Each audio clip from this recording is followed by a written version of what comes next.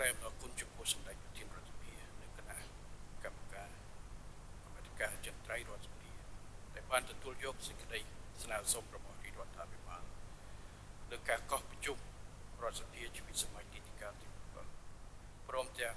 បានពិនិត្យនិងសិក្សាលើសេចក្តីព្រាងច្បាប់ស្តីពីកាតព្វកិច្ចយោធាដែលឯកឧត្តមកែបយុទ្ធបាលធានគណៈកម្មការមហាផ្ទៃការពិជាតិមុខងារសាធារណៈនិងកិច្ចការព្រំដែននៃរដ្ឋសភា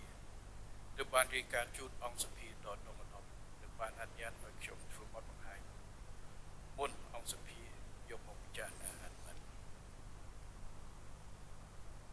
សម្ដេចព្រះអង្គចាស់អាដាមលោកជំទាវតំណាងរាស្ត្ររបស់អង្គសភាជាទីមេត្រីស្ថិតនៅក្នុងបរិយាកាសតែស្ថានភាពតាមតំបន់ទាំងពិភពលោកកាន់តែមានភាពតានតឹងស្មុគស្មាញនិងប្រកបដោយភាពមិនប្រកបវិជ្ជាដោយសារការកើតឡើងនៅទំនាស់ព្រំដែនទំនាស់ពាណិជ្ជកម្មជាមួយនឹងការប្រកួតប្រជែងផ្នែកសេដ្ឋកិច្ចនិងបច្ចេកវិទ្យាកាន់តែស្រួចស្រាវដើម្បីយកឈ្នះគ្នាទៅវិញទៅមករហូតស្ទើរតែលែងគោរពកិច្ចព្រមព្រៀងគួបផ្សំនឹងការធ្លាក់ចុះនៃពហុភាគីនិយមនិងការគោរពច្បាប់អន្តរជាតិនិងសណ្ដាប់ធ្នាប់អន្តរជាតិផ្អែកលើច្បាប់ប្រទេសជាច្រើនបានកំពុងត្រឡប់មកអនុវត្តគោលនយោបាយគាំពារសង្គមគាំពារនិយមនិងបង្កើនយកជំហរអាត្មានិយមនៅក្នុងបរិបទនេះកម្ពុជាពិតជាមានសេចក្តីត្រូវការចាំបាច់និងបន្ទាន់ជាងពេលណាទាំងអស់ក្នុងការពង្រឹងនិងបង្កើនសមត្ថភាពរបស់ខ្លួនឲ្យកាន់តែរឹងមាំដើម្បីការពារឲ្យបាននូវសន្តិភាពអធិបតេយ្យជាតិនិងផលប្រយោជន៍សង្គមសេដ្ឋកិច្ចជាតិដើម្បីកសាងប្រទេសមួយឲ្យរីកចម្រើនរុងរឿងពលរដ្ឋម្នាក់ៗត្រូវតែខិតខំកសាងខ្លួនឲ្យក្លាយទៅជាធនធានដ៏មានតម្លៃសម្រាប់ជាតិក្នុងន័យនេះរាជរដ្ឋាភិបាលបានសិក្សាស្វែងយល់អំពីបទពិសោធន៍អន្តរជាតិក្នុងការកសាងកម្លាំងទ័ពដើម្បីរក្សាសន្តិភាពការពារអធិបតេយ្យជាតិនិងផលប្រយោជន៍សង្គមជាតិតាមគោលដៅ3ទី1គឺប្រព័ន្ធពលរដ្ឋម្នាក់ជាយោធាម្នាក់ដែលអនុវត្តនៅប្រទេសស្វីសនិងអ៊ីស្រាអែលតាមរយៈការបណ្ដុះបណ្ដាលជាប្រចាំទោះជាមិនពេញម៉ោងរយៈរក្សាតុល្យភាពល្អរវាងជីវិតស៊ីវិលនិងសន្តិសុខជាតិរក្សាភាពអព្យាក្រឹតប៉ុន្តែត្រៀមខ្លួនជានិច្ចក្នុងពុកប្រហែលបម្រើជាតិនិងបណ្ដុះស្មារតីឲ្យប្រជាជនមានអារម្មណ៍ស្រឡាញ់និងទទួលខុសត្រូវរួមចំពោះជាតិគម្រោងទី2គឺជាប្រព័ន្ធកាតព្វកិច្ចតាមសេចក្តីត្រូវការដែលអនុវត្តនៅតាមបណ្ដាប្រទេសមួយចំនួនដូចជាសិង្ហបុរីនិងហ្វាំងតាមរយៈការកំណត់កាតព្វកិច្ចបម្រើជាតិចំពោះបរិសុទ្ធនិងដោយស្ម័គ្រចិត្តចំពោះស្ត្រីផ្ដោតលើការបណ្ដុះបណ្ដាលខ្លាំងនឹងត្រៀមកម្លាំងបំរុងនិងរក្សាកងយោធាពេញម៉ោងតូចល្មមប៉ុន្តែអាចប្រមូលកម្លាំងបានលឿនក្នុងករណីមានតម្រូវការចាំបាច់និងគម្រោងទី3គឺជាប្រព័ន្ធស្ម័គ្រចិត្តដែលអនុវត្តនៅសហរដ្ឋអាមេរិកតាមរយៈការផ្ដោតលើការកសាងកម្លាំងយោធាដែលមានជំនាញខ្ពស់ការវិនិយោគលើបច្ចេកវិទ្យានិងបច្ចេកទេសជំនាញខ្ពស់និងការបង្កើតឧស្សាហកម្មយោធាដែលរួមចំណែកដល់ការអភិវឌ្ឍសេដ្ឋកិច្ចជាតិសម្រាប់កម្ពុជាដែលជាប្រទេសទូចនិងធនធាននៅមានកម្រិតប្រព័ន្ធកាតព្វកិច្ចតាមសេចក្តីត្រូវការជាក់ស្ដែងគឺជាជម្រើសដែលសមស្របនៅក្នុងការពង្រឹងនិងបង្កើនកងទ័ពពេញម៉ោងគឺយើងហៅថាទ័ពអាជីពផងនិងបង្កើតកងទ័ពបម្រុងផងដើម្បីធានាឲ្យរាជរដ្ឋាភិបាលអាចប្រមូលផ្ដុំកម្លាំងកងទ័ពបានលឿនគ្រប់គ្រាន់សម្រាប់បម្រើសេចក្តីត្រូវការចាំបាច់និងតននេះគឺផ្អែកទៅលើបទពិសោធន៍ជាក់ស្ដែងដែលយើងចូលនៅពេលថ្មីនេះអាស្រ័យហេតុនេះរាជរដ្ឋាភិបាលបានរៀបចំច្បាប់ស្តីពីកាតព្វកិច្ចយោធាថ្មីដោយផ្អែកលើភាពចាំបាច់នៃបរិយាកាសជាក់ស្ដែងនិងដែលចូលលើច្បាប់ដែលកំពុងមានជាធរមានដែលត្រូវបានប្រកាសឲ្យប្រើតាំងពីថ្ងៃទី22ខែធ្នូឆ្នាំ2000ដើម្បីឲ្យកាន់តែមានលក្ខណៈគ្រប់ជ្រុងជ្រោយនិងក្លាយជាឧបករណ៍កតេយុទ្ធរឹងមាំទាំងក្នុងពេលបច្ចុប្បន្ននិងទៅមានអនាគតហើយបានគោរពស្នើសុំការអនុម័តពីរដ្ឋសភាដល់ដល់ពេលនេះប៉ុន្តែថាមានហេតុផលមួយចំនួនដែលកន្លងមកពីរដ្ឋាភិបាលមិនទាន់ជំរុញការអនុវត្តកាតព្វកិច្ចយោធាទោះបីជាមានច្បាប់ហើយក៏ដោយប៉ុន្តែហេតុផលដែលសំខាន់ជាងគេនោះគឺដោយសារម្យ៉ាងសភាពការនៅពេលនោះមិនត្រឹមតែមិនមានភាពចាំបាច់ក្នុងការបង្កើនកម្លាំងទ័ពទេថែមទាំងជាដំណាក់កាលដែលរាជរដ្ឋាភិបាលត្រូវឆ្លងកាត់កម្មវិធីរំសាយកងទ័ពនិងការកាត់បន្ថយចំនួនទ័ព ដើម្បីផ្ទេរចំណាយមកបដោតលើការវិវត្តក្នុងវិស័យសង្គមសេដ្ឋកិច្ចដែលជាអតិភិបគោលនយោបាយរបស់រាជរដ្ឋាភិបាលក្នុងការកសាងហេដ្ឋារចនាសម្ព័ន្ធសង្គមសេដ្ឋកិច្ចនិងកាត់បន្ថយភាពក្រីក្ររបស់ប្រជាជនយ៉ាងទៀតរាជរដ្ឋាភិបាលក៏ផ្ដល់តម្លៃខ្ពស់បំផុតលើសន្តិភាពនិងការជឿជាក់លើប្រព័ន្ធពហុភាគីនិយមច្បាប់អន្តរជាតិសម្រាប់ធ្នាប់អន្តរជាតិផ្អែកលើច្បាប់រួមទាំងធម្មមនុស្សអង្គការសហប្រជាជាតិនិងធម្មមនុស្សអាស៊ាននៅក្នុងការថែរក្សាសណ្ដាប់ធ្នាប់ប្រព័ន្ធទឹកសម្ដេចព្រះអង្គម្ចាស់ឲ្យដល់លោកជំទាវលោកអាមេនិងអង្គសភាជាទីគោរព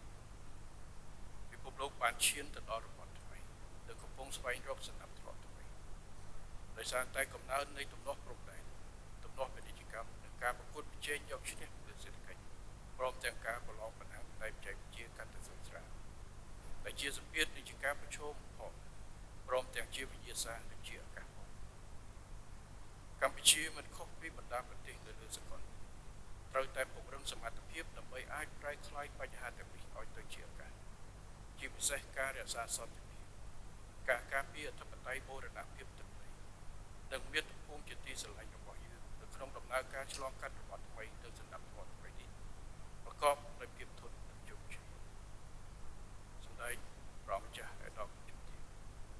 សន្តិភាពយើងមិនអាចសុំបំពងពីគេទេ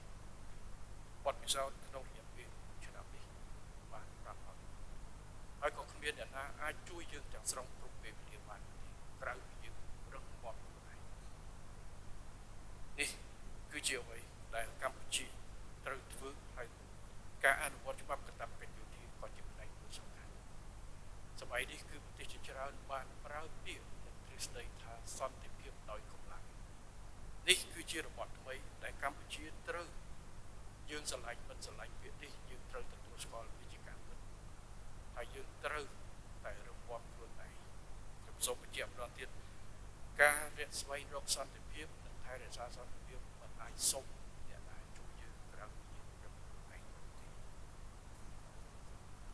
បរិការនេះហើយដែលជំរុញឲ្យរដ្ឋាភិបាលត្រូវអនុវត្តច្បាប់កាតព្វកិច្ចយោធាមួយដែលមានលក្ខណៈគ្រប់ជ្រុងជ្រោយនិងជាឧបករណ៍កតញ្ញុរំពោះព្រមទាំងមានគោលនយោបាយនិងយុទ្ធសាស្ត្រកម្ពុជាប្រកបដោយសមត្ថភាពជំនាញខ្ពស់និងប្រកបដោយប្រសិទ្ធភាពសម្រាប់ពេលបច្ចុប្បន្ននិងអនាគតដូច្នេះច្បាប់នេះនឹងមិនត្រឹមតែជាឧបករណ៍ចាំបាច់ក្នុងការកសាងកម្លាំងទ័ពសម្រាប់ការពិជាតិនិងមាតុភូមិប៉ុណ្ណោះទេថែមទាំងជាមធ្យោបាយដ៏សំខាន់ក្នុងការកសាងកម្លាំងពលរដ្ឋប្រកបដោយវិន័យសមត្ថភាពឆន្ទៈបម្រើសង្គមជាតិដែលជាប្រភពនៃកម្លាំងទ្រាវបម្រុងនិងជាធនធានដ៏រឹងមាំមានតម្លៃមិនអាចកាត់ថ្លៃបានសម្រាប់សង្គមជាតិស្ថិតនៅក្នុងគោលដៅនេះដែលរដ្ឋាភិបាលបាននឹងកំពុងរៀបចំការធ្វើទំនើបកម្មការធ្វើកំណែតម្រង់និងទំនើបកម្មវិស័យយោធាហើយផ្ដោតជាសំខាន់លើការធ្វើទំនើបកម្មរចនាសម្ព័ន្ធការធ្វើទំនើបកម្មការងារបំពេញនិងការធ្វើទំនើបកម្មសម្ភារៈគ្រឿងបន្លាស់បន្ថែមលើនោះការពង្រឹងអភិបាលកិច្ចកងទ័ពគឺជាគន្លឹះដ៏សំខាន់មួយក្នុងការធានាប្រសិទ្ធភាពការពិชิតរបស់កងទ័ពពីបច្ចុប្បន្នទៅអនាគតការដាក់ឲ្យអនុវត្តច្បាប់កាតព្វកិច្ចយោធានៅឆ្នាំ2021នេះគឺពិតជាចាំបាច់និងមិនអាចខ្វះបាននៅក្នុងការរួមចំណែកធានាភាពរស់រានមានជីវិតរបស់ជាតិនិងការឯកភាពជាតិរបស់កម្ពុជាទាំងមូលព្រោះវានឹងមិនត្រឹមតែរួមចំណែកក្នុងការពង្រឹងនិងបង្កើនសមត្ថភាពរក្សាសន្តិភាពការពារទឹកដីបូរណភាពទឹកដីនិងមាតុភូមិប៉ុណ្ណោះទេថែមទាំងជួយពង្រឹងសមត្ថភាពធនធានមនុស្សប្រកបដោយវិន័យសីលធម៌វិជ្ជាជីវៈសមត្ថភាពនិងសុឆន្ទៈបម្រើជាតិមាតុភូមិដែលជាមូលធនដ៏ពិសិដ្ឋសម្រាប់ការអភិវឌ្ឍសង្គមសេដ្ឋកិច្ចជាតិស្ថិតនៅក្នុងកលៈទេសៈដ៏មានតម្លៃការគោរពច្បាប់អន្តរជាតិកាន់តែថយចុះបានធ្វើឲ្យប្រទេសតូចដូចកម្ពុជាដែលប្រកាន់ជំហរអព្យាក្រឹតនិងបញ្ចូលបក្សសម្ព័ន្ធកាន់តែត្រូវបង្កើនសមត្ថភាពនិងភាពទន់របស់ខ្លួនក្នុងការឆ្លើយតបទៅនឹងការគំរាមកំហែងលើសន្តិភាពសុវត្ថិភាពអព្យាក្រឹតភាពនិងបូរណភាពទឹកដីជាក់ស្ដែងការគំរាមកំហែងមកលើអធិបតេយ្យរបស់កម្ពុជាពេលនេះគឺជាឧទាហរណ៍មួយស្រាប់តែសម្រាប់យើងក្នុងការប្រកបដែរទន្ទឹមនេះការធ្វើទំនើបកម្មយោធាបានជោគជ័យគឺអាស្រ័យលើប្រសិទ្ធភាពកម្លាំងកងទ័ពកម្ពុជាក្នុងការចាប់យកបច្ចេកវិទ្យាសមស្របនិងទំនើបទាន់សម័យដែលមានន័យថាយើងចាំបាច់ត្រូវបង្កើនកម្លាំងទ័ពវ័យក្មេងដែលមានថាមពល និងចំណេះដឹងផ្នែកបច្ចេកវិទ្យាដែលអាចជាធនធានសម្រាប់យោធិនអាជីពផងនិងសម្រាប់ដល់វិស័យស៊ីវិលផងតាមរយៈយន្តការនៃកាតព្វកិច្ចទីសម្ដេចព្រះអង្គចាស់ឯកឧត្តមជំទាវអង្គសភាជាទីនៅក្នុងករណីដែលអង្គសភាដកដងរបស់យើងអនុម័តទទួលយកសេចក្តីព្រាងច្បាប់ស្តីពីកាតព្វកិច្ចយោធានេះមកពិចារណានិងពិភាក្សាឯកឧត្តមបរិយារដ្ឋមន្ត្រីក្រសួងកាត់វិជាតិទាសីហាតំណាងឲ្យរាជរដ្ឋាភិបាលទៅបកស្រាយពន្យល់លម្អិតទៅតាមជំពូកនិងមាត្រានីមួយៗនៃសេចក្តីព្រាងច្បាប់ព្រមទាំងឆ្លើយទៅនឹងសំណួររបស់តំណាងរាស្ត្រនៃអង្គសភាដកដងទោះជាយ៉ាងណាខ្ញុំសូមការអនុញ្ញាតពីអង្គសភាដើម្បីគូសរំលឹកនូវគោលការណ៍សំខាន់និងអត្ថប្រយោជន៍នៅក្នុងការអនុវត្តច្បាប់ស្តីពីកាតព្វកិច្ចយោធានេះគោលការណ៍សំខាន់5ដែលខ្ញុំសូមគូសរំលឹកទី1គោលការណ៍កាតព្វកិច្ចតាមតម្រូវការជាក់ស្ដែងដែលអាចអនុវត្តតាមការស្ម័គ្រចិត្តឬការចាត់បង្ខំទៅតាមស្ថានភាពជាក់ស្ដែងចំពោះពលរដ្ឋអាយុ18ទៅ25ឆ្នាំនឹងត្រូវក្លាយជាយោធិនបម្រុងរហូតដល់អាយុ45ឆ្នាំក្រោយបញ្ចប់ការបំពេញកាតព្វកិច្ចយោធារយៈពេល24ខែទី2គោលការណ៍កាតព្វកិច្ចចំពោះបុរសនិងគោលការណ៍ស្ម័គ្រចិត្តចំពោះស្ត្រីទី3គោលការណ៍ហ្វឹកហាត់ជាប្រចាំចំពោះយោធិនបម្រុងតាមកម្មវិធីនិងការកំណត់ជាក់ស្ដែងទី4គោលការណ៍រក្សាក្របខ័ណ្ឌដើមនៅមុខតំណែងក្នុងស្ថាប័នរដ្ឋសហគ្រាសសាធារណៈឬឯកជនចំពោះប្រជាពលរដ្ឋដែលបានបញ្ចប់កាតព្វកិច្ចយោធាដែលជោគជ័យអាចវិលទៅបម្រើការដល់អង្គភាពនិងស្ថាប័នដើមក្នុងក្របខ័ណ្ឌនៅមុខតំណែងដដែលបែបបទនិងនីតិវិធីក្នុងការទទួលយកប្រជាពលរដ្ឋដែលបានបញ្ចប់ដោយកាតព្វកិច្ចចូលបម្រើការងារនិងបន្តសិក្សាវិញនិងកំណត់ការនិងទី5គោលការណ៍ត្រៀមចូលរួមបេសកកម្មនៅពីប្រទេសជាតិមានតម្រូវការចំពោះយោធិនបម្រុង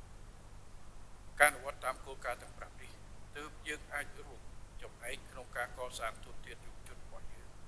ឲ្យមានកាយសម្បទារឹងមាំមានវិន័យមានសីលធម៌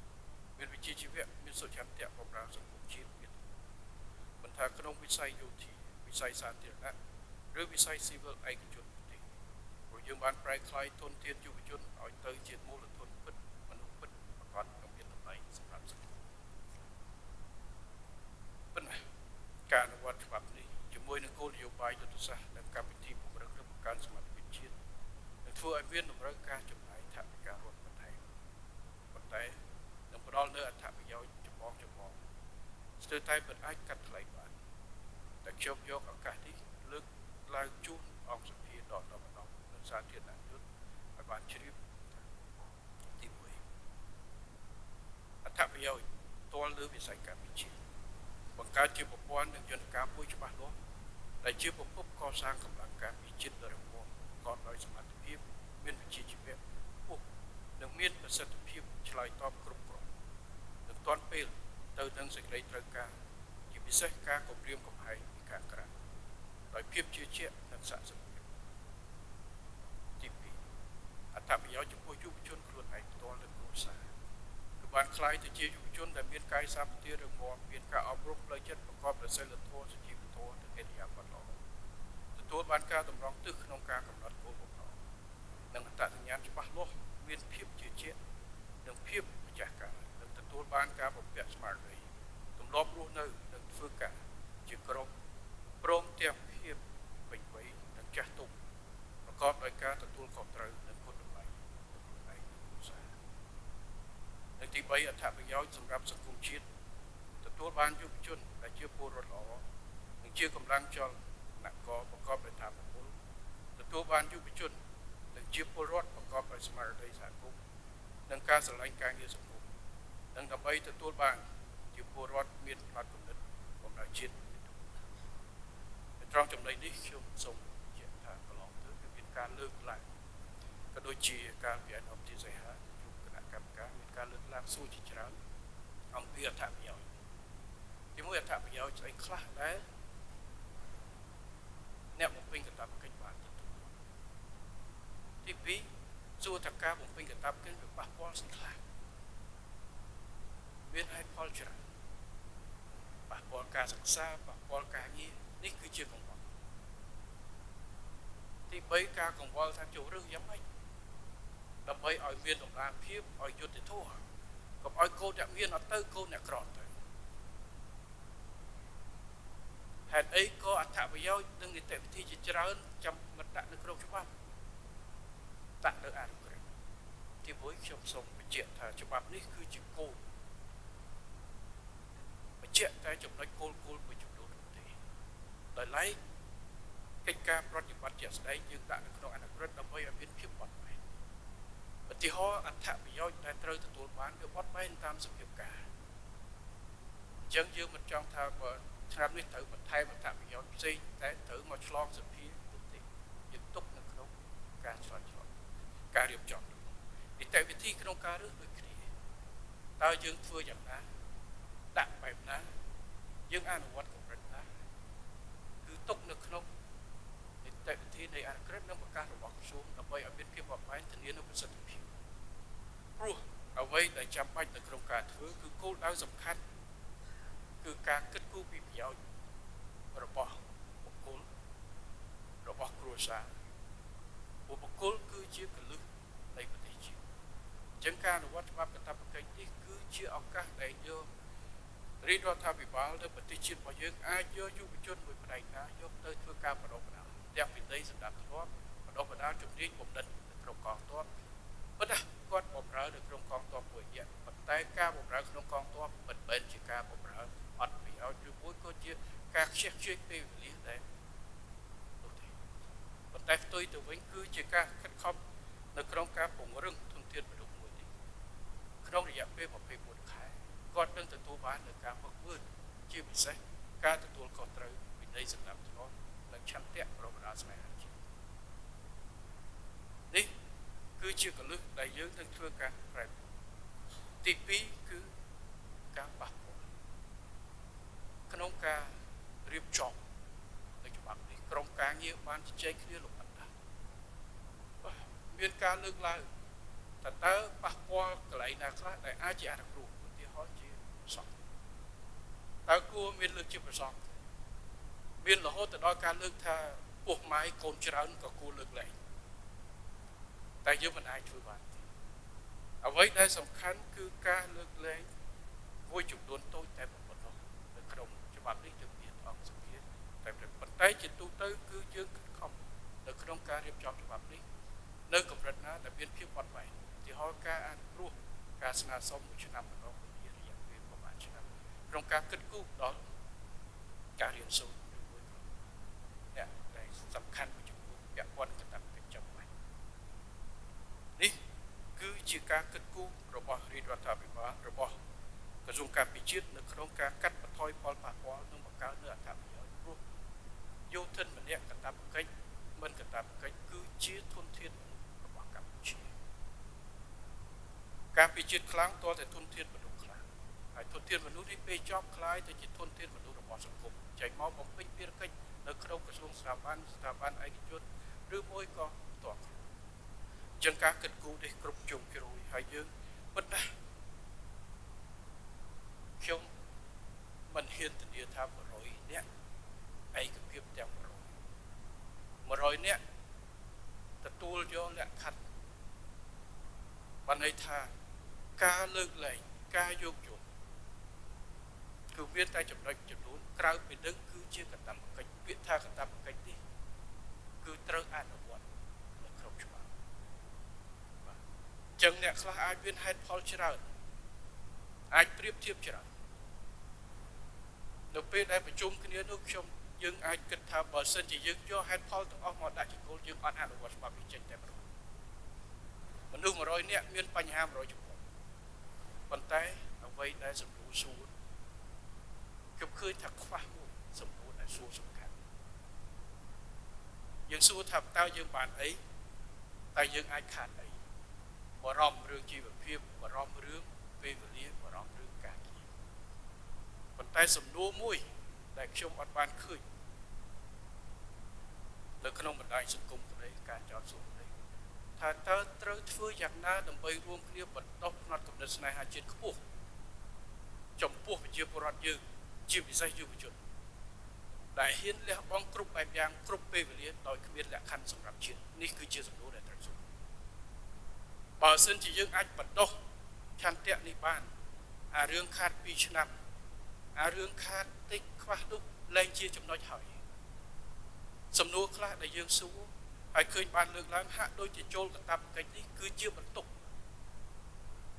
ត្រូវធ្វើយ៉ាងម៉េចបដូរផ្នត់គំនិតនេះការចូលកាតព្វកិច្ចគឺជាមហាកិត្តិយសដែលគ្រប់គ្នាត្រូវចង់ធ្វើនេះគឺជាអ្វីដែលសំណួរហើយអង្គសភាទាំងមូលថ្នាក់ដឹកនាំនៅក្នុងដំណាងរាស្ត្រដែលត្រូវចុះជួបប្រជាពលរដ្ឋនិងឆ្លើយចំនួនប្រជាពលរដ្ឋខ្ញុំគិតថាកលឹះសំខាន់បំផុតពិតណាការដាក់ចេញនូវគោលនយោបាយដើម្បីដោះស្រាយបញ្ហាផលប្រយោជន៍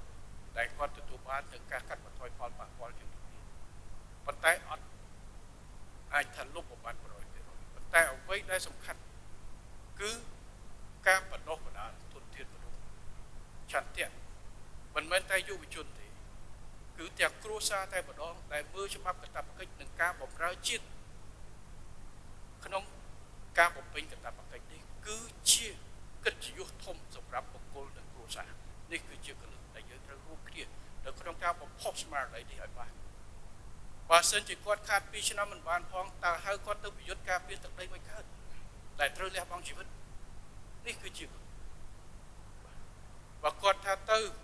ខ្លាចចេះខ្លាចចុះបាត់ប្រាក់ខែចេះបាត់ប្រាក់ខែចុះ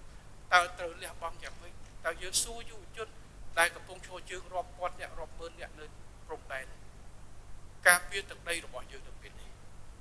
តើពួកគាត់យ៉ាងណាវរៈកងទ័ពវរៈនគរបាលជាតិនិងវរៈអាវុធហត្ថរបស់យើងដែលឈរនៅទីនោះយុវជនដូចគ្នាមានបញ្ហាគ្រួសារដូចគ្នាប៉ុន្តែគេហ៊ានលះបង់មិនមែនដើម្បីប្រាក់ខែទេបើប្រាក់ខែគេមិនហ៊ានលះបង់ជីវិតគេមិនចាំបាច់ទៅទេគេអាចមកធ្វើការងារនៅភ្នំពេញឬមួយគាត់ទៅណាប៉ុន្តែគេហ៊ានទៅនោះ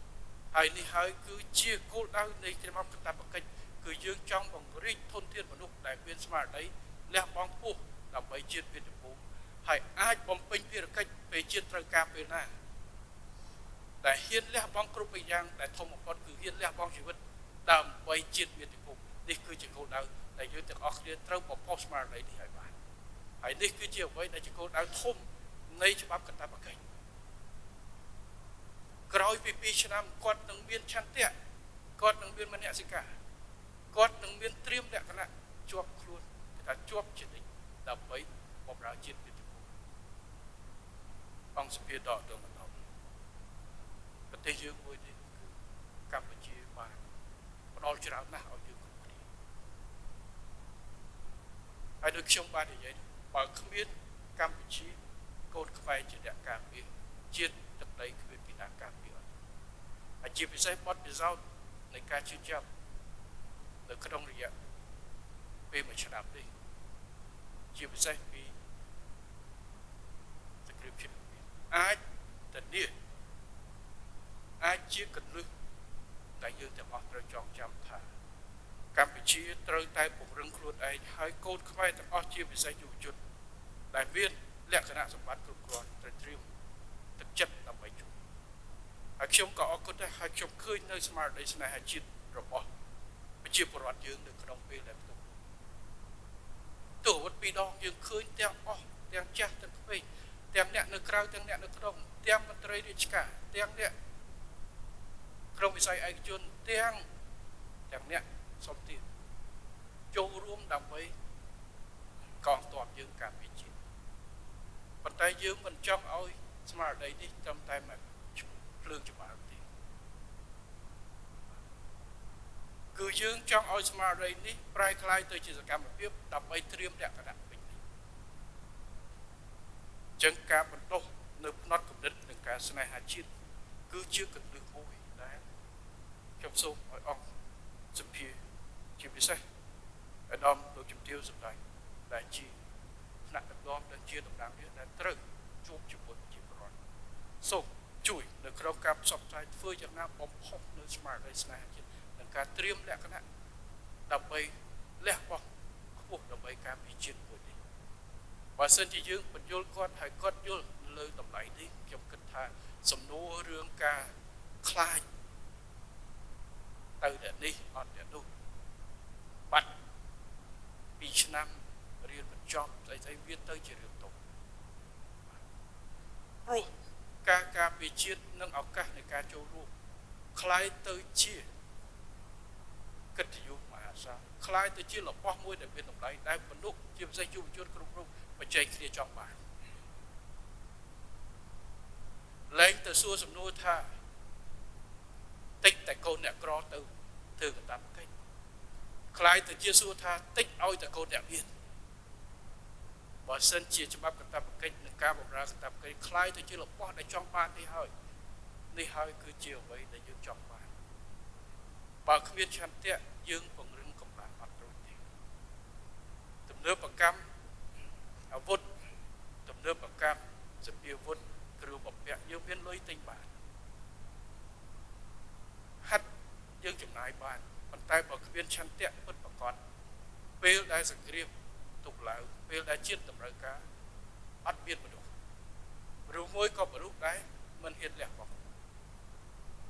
តែនេះខ្ញុំចង់បញ្ជាក់នៅចំណុចកណ្ដឹះនៃច្បាប់កាតព្វកិច្ចសំណួរមួយដែលខ្ញុំចាក់ឃ្លាមួយដែលអតីតប្រធានាធិបតីអាមេរិក John F. Kennedy ក៏តែងតែនិយាយខ្ញុំតែងតែចាំកុំសួរច្រើនពេកថាប្រទេសជាតិរបស់អ្នកឲ្យស្អីខ្លះទៅអ្នកគ្រប់ពេលវេលាទៅសួរថាតើអ្នកឯងអាចផ្ដល់ស្អីខ្លះឲ្យប្រទេសជាតិដែរកុំសួរថាអ្វីដែលរឿងតែបានគិតថាអ្វីដែលយើងផ្ដល់ឲ្យផង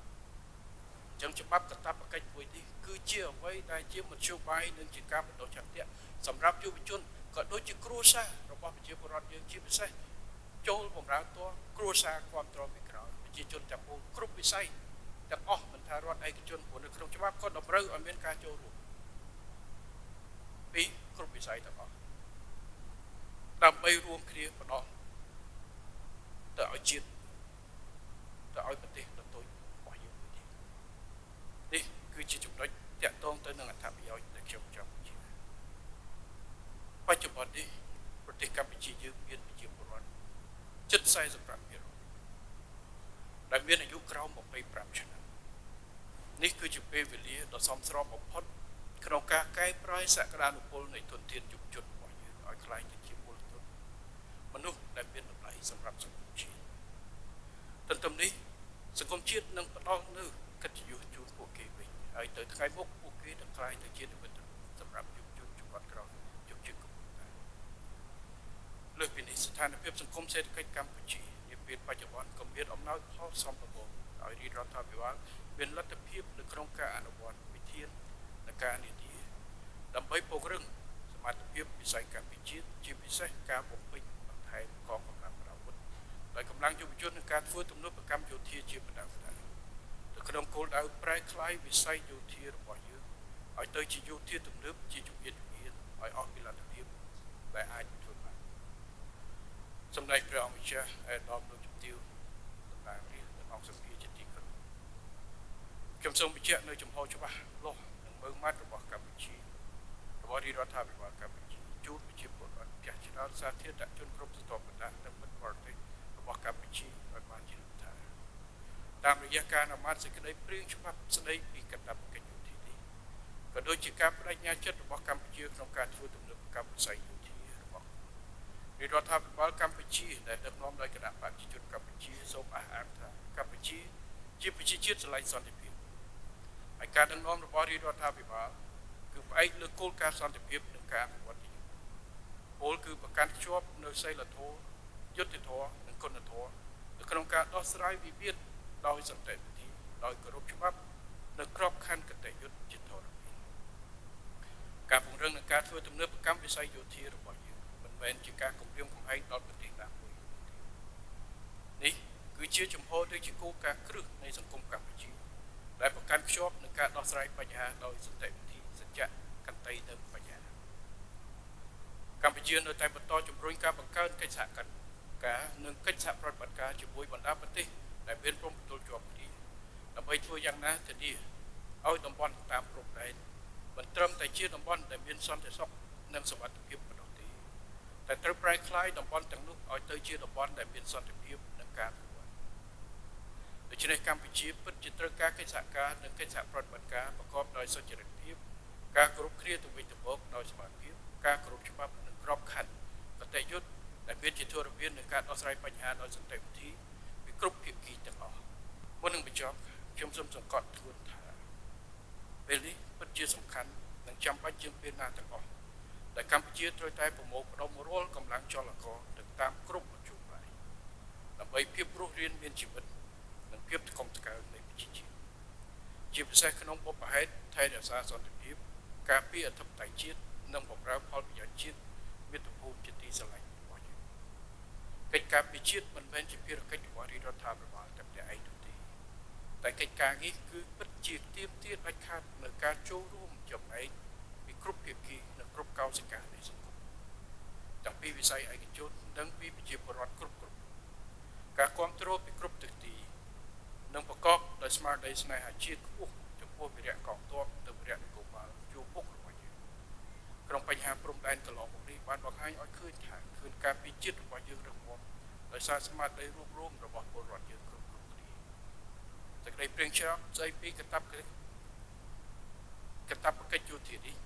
នឹងធ្វើឲ្យខឿនការពារជាតិយើងកាន់តែរឹងមាំនិងមានភាពធន់បន្ថែមទៀត